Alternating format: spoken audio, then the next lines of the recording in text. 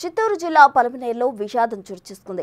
కళ్యాణరేవు జలపాతంలో యువకుడు గల్లంతయ్యాడు. స్నేహితులతో కలిసి జలపాతం వద్దకు వచ్చిన యువకుడు జలపాతం వద్ద స్నానం చేస్తుండగా ప్రవాహ ఉధృతికి కొట్టుకుపోయాడు.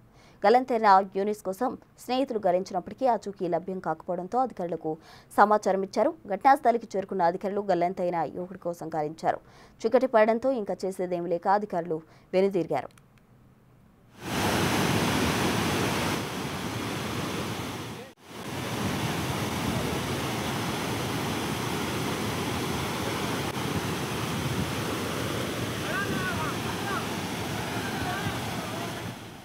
చిత్తూరు జిల్లా పలమనేరులో విషాదం చోటుచేసుకుంది. కళ్యాణరేవు జలపాతంలో యువకుడు గల్లంతయ్యాడు.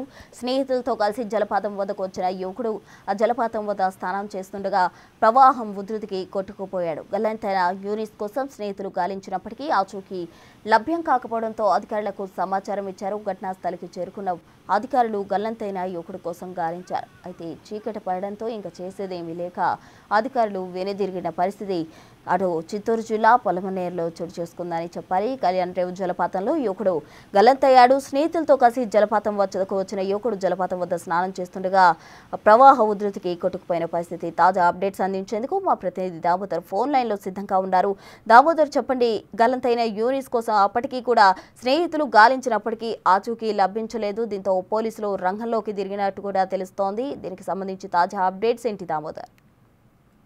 ప్రస్తుత చిత్తూరు జిల్లా పలమనేరు సమీపంలోని కళ్యాణరేవు జలపాతంలో నిన్న మధ్యాహ్నం యూనస్ అనే యువకుడు స్నానానికి దిగి కొట్టుకుపోయాడు. ఒక్కసారిగా అతను నీటిలోకి దిగిన తర్వాత వరద ఉధృతి పెరగడంతో అతను గట్టుకు రాలేక బయట నీటిలో కొట్టుకుపోయిన పరిస్థితి.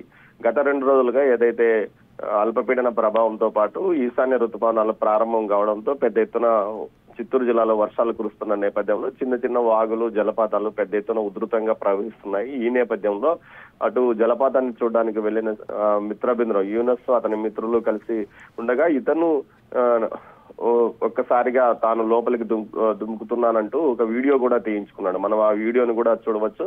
మొత్తం మీద అతను ఒడ్డుకు ఏదైతే అంచుకు వస్తున్న సమయంలో ఒక్కసారిగా నీటి ప్రవాహం పెరగడం, నీటిలో కొట్టుకుపోవడం జరిగింది. దీంతో యువకులు అప్పటికప్పుడు అతన్ని బయటకు తీయడానికి ప్రయత్నించినప్పటికీ వారి చేత కాకపోవడంతో ఫైర్ పోలీసు సిబ్బందిని పిలిపించారు. నిన్న సాయంత్రం మరోసారి వర్షం ఎక్కువ కావడంతో అతన్ని బయటికి తీసుకురావడానికి కష్టమైంది.